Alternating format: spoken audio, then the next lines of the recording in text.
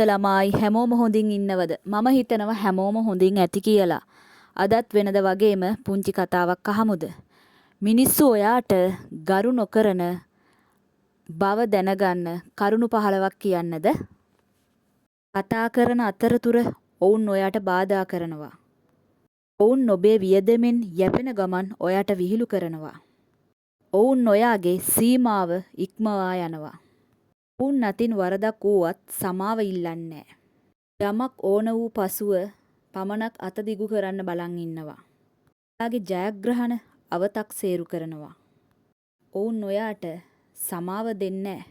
හැබැයි පිළිතුරු දෙන්න බලන් ඉන්නවා. ඒ වගේ මිනිස්සු ඔයාට සවන් දෙන්නෙත් නැහැ. තුවක් නැතුවම අවසාන මොහොතේ සැලසුම් අවලංගු කරනවා.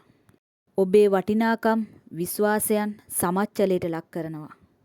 මේ මිනිස්සු ඔයාට බොරු කියනවා, දේවල් හංගනවා, ඔයාව පහත් කිරීමට අන් අය සමග ඔයාව සංසන්දනය කරනවා.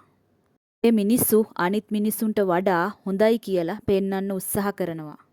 ඔවුන් ඔබේ කාලය, වෑයම අගය කරන්නේ නැහැ. ඉතින් මේ වගේ මිනිස්සුන්ගෙන් ඈත් වෙලා ඉන්න. ඔයාට හිතෙනවා නම් වීඩියෝ එක හොඳයි කියලා ලයික් කරලා, කමෙන්ට් කරලා, ෂෙයා කරන්න. හැමදාම සතුටින් හොඳින් පරිස්සමින් ඉන්න.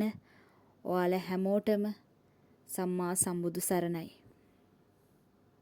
තෙරුවන් සරණයි.